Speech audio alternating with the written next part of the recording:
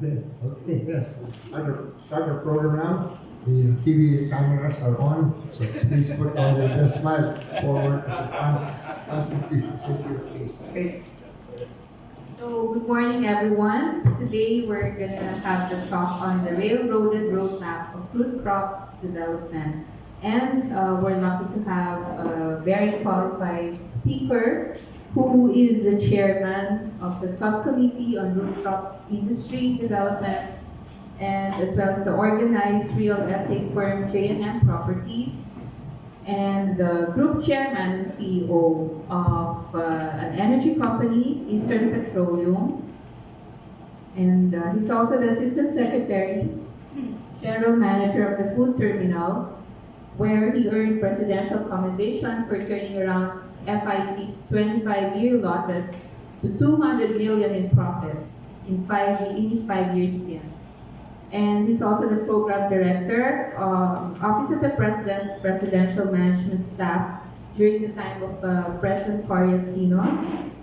He's also with the Development Academy of the Philippines, Task Force on Human Settlements and Metro Manila Development Program Officer. He graduated cum laude from the Polytechnic University of the Philippines with a degree in BS Economics. He also has a master's in public administration from the University of the Philippines and a PhD honoris degree holder from the Polytechnic University of the Philippines. So let us now welcome Mr. Fernando Martinez. Thank you very much for that very kind introduction. Good morning, fellow NAP Foundation members. I think I will just stand from here so that I can see both my presentation and the bigger board. You know, people who knows me were quite surprised. How did you get into like Dr. Mr. Mendeleo Carlos asked me, paano ka na-involved sa crops? I know you are selling gasoline and LPG.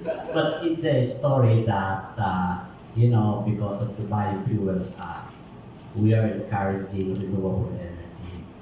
And whether you like it or not, 10% of your gasoline is filled with ethanol. And to produce ethanol, you either have to use sugar. In the US, they use corn, where they have so much. And in Brazil, of course, it is sugar cane. And in Asia, China and Thailand produces so much out of root crops, kamoting kahoy, cassava. So I spent 2 to 3 years going in and out of China, going in and out of Thailand, to observe and see how they can do it perfectly, that they have so much excess. I don't know what's happening to this country. Huh? We are importing half of what we are consuming, not for ethanol, but for feeds. The baboy, the pork, the chicken, and some are for fish, are made out of cassava. Dried cassava. So ako magandang business model ito. Patriotic, you can empower the farmers just like all of you here are so imbued with the love of country to help our farmers. And so there they go.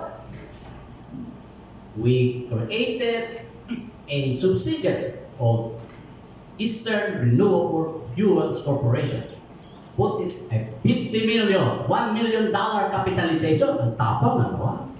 Went to land bank, went to all banking institutions. Walang pautang. My God. Patay kang bata ka, abono ka. Okay, mother company, take it up. Go. General Santos City. Using the model of San Miguel. Oh, San Miguel. Lead the way. I will buy everything you can produce. Anyone who can give us even 1 million hectares, we will buy. Because they are women. They can produce and they can buy everything. Go. 600 hectares. Galing mo, 600 hectares were planted. We hired drying beds. Anong drying beds? Made of cement.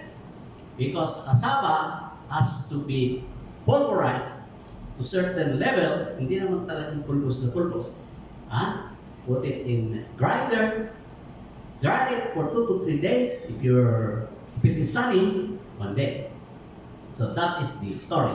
And so, that is the side story. Because, and sad story. So I now go to the more structured presentation.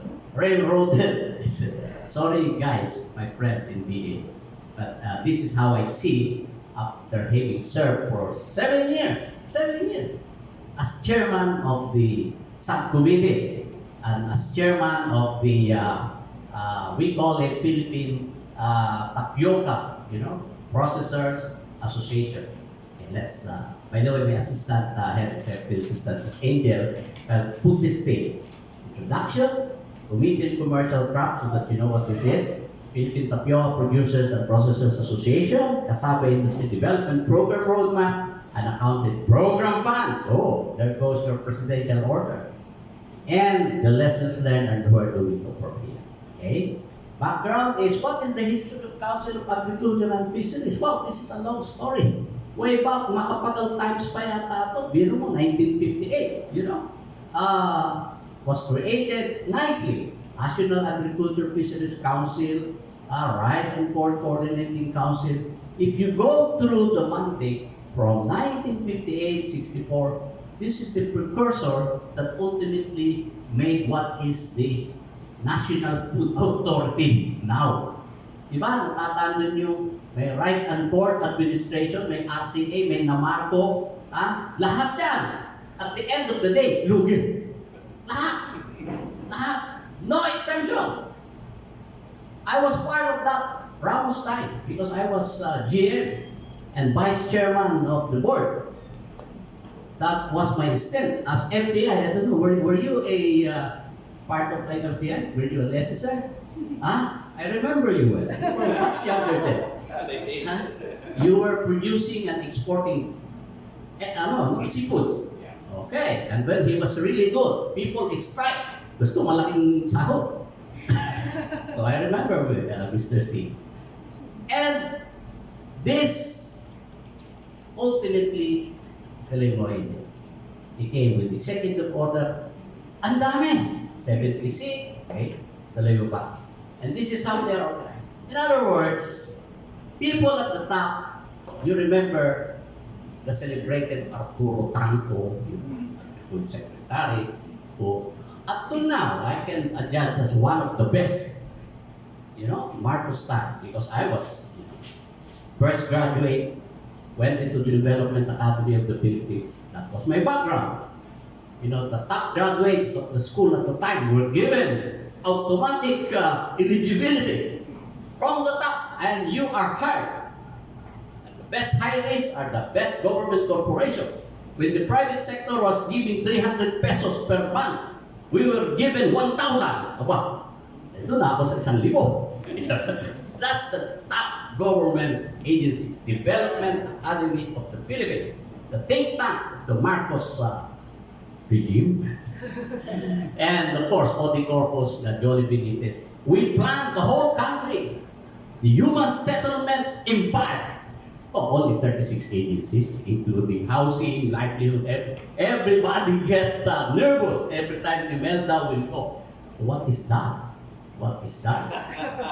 You know that what is being said, that is mine. That is mine. Of course, that's not mine.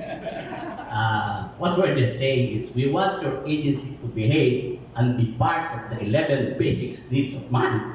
My God, 11 basic needs. So food, shelter, lahat kayo ubos sa amin. Dahil you will just help you, and make a better quality of life. That has been our guiding force, di ba? So the young graduates still, conquer the countryside and transform this country. This country of poor people. What was the poverty incidence at the time, Mr. Mo? 40%, right? And so, as a young scholar, I was sent to Korea during the presidency of Park, the other part, the one who was deposed, to observe the Seymour Undong village movement precisely to That was not during the Korean War, was it? was di pa tayo tawag. That was 1980, 80 something. And that was the height bago mamatay si Ninong. Because he was assassinated in 83. So, the blueprint, I'm just trying to relate that the vision of transformation, agriculture, the policies, pag tinignan mo, ang gagaling ng formulation. Your policy, structure, how to address, are almost perfect. Wala kang masasabi. Tuloy mo. And then, if you see the commercial and committee, crops and subcommittee, private sector representative, what is the concept? The concept is private investors, stakeholders, come to us, help us formulate what is your problem. Wow, very nice. What is your recommendation? And then let's formulate a policy program, put a budget into it, put a timetable, yeah? In other words, usual corporate approach. As a former president of, Corporate Planning Society of the Philippines, we put it structurally. Galing. Okay. Now, who are my members? Until now, they are not so active. But in the private sector, these are the industry associations. You have Boba Association, Coffee Association, companies involved in crop production, like San Miguel, Nestle. By the way, do you know that more than half of what you're using for your coffee as coffee milk, kasama yan. Okay? Industry subgroupings, rubber production, coffee production. Sige. And then, government representative, vice chairman lang yan. No mga subcommittees. And all the bureaus, line bureaus are there. Andun na lahat. Para bang kung may complaint ka, andun yung representative. Pero pag nagreklamo ka, di mo na makikita sa susunod na meeting ko. Especially kung nandun yung director na napaya. Pero bihira dumating ang director niya. Okay? Then, sige, tuloy mo pa. Now, what about the Philippine Tapioca Producers and Processors Association? When San Miguel became aggressive in its program, precisely not to help in poultry, in hog production, all kinds, di sabi niya kailangan itong i-energize yung kasaba. Bakit? You know that all this time, the assistance being given to that sector was 17 million pesos out of around that time, 30 billion of agriculture department budget, 17 million now. And yet, I will show you the share of fruit crops. Now, this is my $1 million venture, that is supposed to help in coming up with a 100 million liters capacity. I got the Indians to formulate. Nandun na. They are the ones who set up in Thailand. They are the ones who set up in China. And they are the ones who set up in Isabela. I don't know what's their financial performance, but the Japanese partner already withdrew. So, says you something. Ang gaganda ng picture, You can produce, this is in Leyte, this is in Ormoc. My partner there was able to produce 30 tons per hectare. Very good, palakpak. Diretso, and then we have Philippine Root Crops Center. There is even in the Visayas, a Philippine Center for Root Crops. Okay, diretso. Okay, now, why cassava? Said, is one of the staple foods that support the country's food staple sufficiency program. 15 million Filipinos are eating cassava. I don't know if this is still accurate. 209 according to BAS, because the statistics of BAS is something I don't know if you can rely, and you can quote me on that. Aside from food, it's also used as raw materials for feeds, and this is what dominant now, fuel and other industrial uses. If you're going to listen to Thai and to Chinese presentation, even medicine, sophisticated, and they export it, of course, into Netherlands as feed for their cattle. Ang laki. It's a multi-billion-dollar industry in Thailand. And that was, when I went there, received by the association, the Kasama Association. Wow, they have their own building. Ang laki. And not receiving much from government. Okay? Kasama contributes, according to this, 2016, 18.4 billion. 1.52% of the gross value added in the total basket of agricultural products. Now, let us see what is now. This is the economic value. Based on 2016, this, by the way, is provided by our friends in the Department of Agriculture.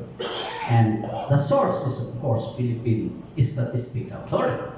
That, again, I don't know how accurate this is. And you tell that the biggest value of agriculture is 1.2 trillion. That's 1.2 trillion, the entire value of agricultural products. And look, palay, 289 billion, corn, 74 billion, and what is kasama? 18 billion. Of course, you see, livestock is still one of the biggest, 184 billion.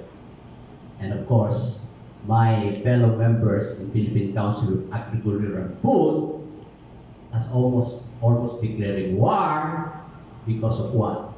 Because of tarification. My good friend Henry Lim, who is the developer of have you heard of this Doña Maria?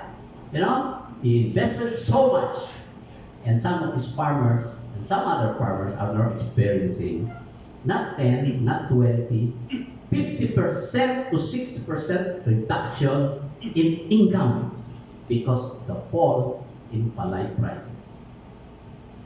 And of course, 3 weeks ago, we had a semi-annual report on agriculture at the University of Asia Pacific. And you know the recommendation of the head of the poultry and the hog? Start importing now. Don't copy us. Can you imagine when you have leaders of the industry telling you to stop because it's better to be just an importer? What a country. So what will you do with your farmers? Well, I don't know. Maybe they have to shift to carpentry, some other vocational jobs, and go out of this country. That's the joke going around. But of course, the other sad story is when their children are grown up and they have finished high school, that's what we encounter in the field. You can hardly invite them to be a harvester. No way. Nagja-janitor na lang ako. I'm a floor manager. Air conditioning, ang ganda ng nakikita mo. Di ba? Or diyang maging tricycle driver na lang ako. Di ba? So, they are so what? That's the underemployed. Underemployed. So much time. Earning 150 to 200 pesos a day. So, this is the entire, and of course, forestry, with our good friend David there, trying to promote, and I'm trying to join him, put up a 10,000 hectare plantation in Agusan. Oh, of course, the land is there. 40,000 hectares was ceded by the Department of Natural Resources to Agusan Norte during the time of Secretary Reyes. Well, it's been 10 years since the time. Wala pa ni isang hektarya na nai-award. Pero isang nai-award sa isang Korean court something, lugi. Hindi rin natuloy. Because it's a forestry land. forestry land. You might as well give it back to the experts and to those who can grow trees because it's forestry land. Why will you force to make it a corn land, a forestry land? Okay. This is the different uses of cassava, as we know. Cassava chips, granules. This cassava chips granules is the one that is the first line that we do. You crush from the field, dry it on the ground, put it to 12 to 13% moisture, kilo it, money na yan. It takes 2 to 2.5 kilos of fresh tuber to produce 1 kilo. And at 13 to 14 pesos per kilo, that means your cost is something like between 6 to 7 pesos. So, if you have 5 pesos margin, but your production is only 10 tons, and it takes 2, you can only produce technically 5 tons, right? Half lang eh. And your 5 tons will give you 5 pesos margin. Your profit is only 25,000 per hectare per year because it takes the whole year. Pag minamalas-malas ka na your production is below 10, banderang puti na yun. Lugi ka na. Why? Because there are so many attendant diseases in producing. So to be a viable root crop, you have to hit 30 tons. That's our statistic. And what is the good crop? What is the good land that you should see? It's as good as when you are having rice, when you are all other. If you're going to use marginal land, bigay mo na lang sa forestry yan. Ha? Ibigay mo na lang sa palkata, ibigay mo na lang sa ibang lugar. So, in other words, nature is telling us, do not force to put high-value crop in areas that are basically for forestry. So, first recommendation that I told them, revert it back to forestry, please, so that you are not importing anymore all the goods that we're getting. Because 50 years ago, in my town, in Quezon, in Agkawayan, inubos ng mga Morato, ang mga, in fairness to the Morato clan, inubos ang ano niyan, kakahuyan sa Quezon. Ganun din sa Isabela, and you know the names. Who they are? Who are the laggers? Of course. It's good if they can replace. But if it is not, forever gone. You have kaingin, of course. And coconut sa Quezon. Good if it has been replaced.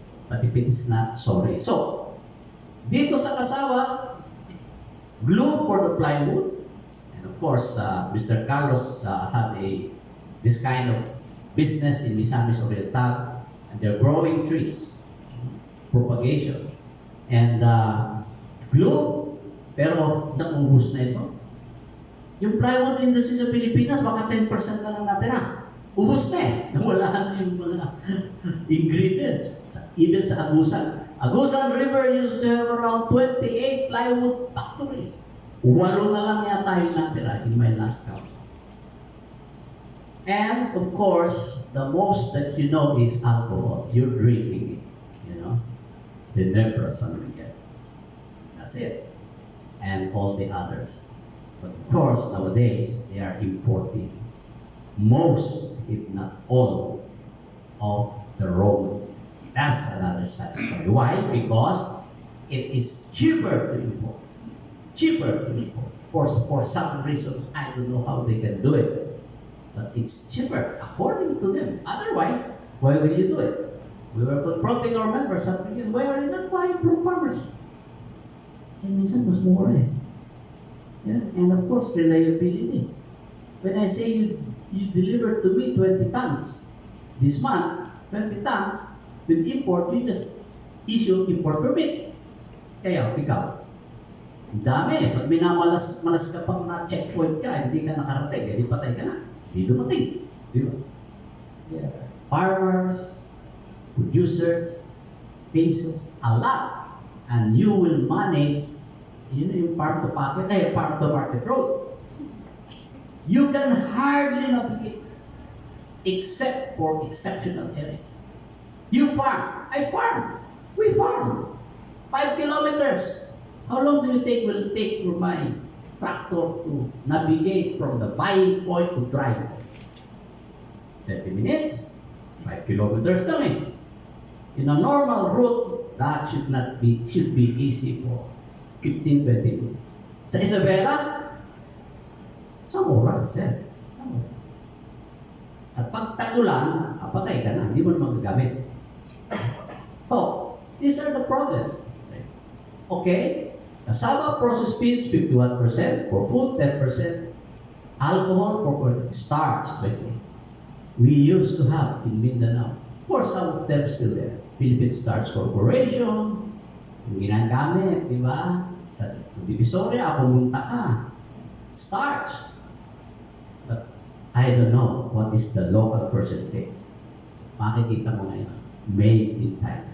Do you know that there's even a law, existing law, that mandates bake shop to put 10%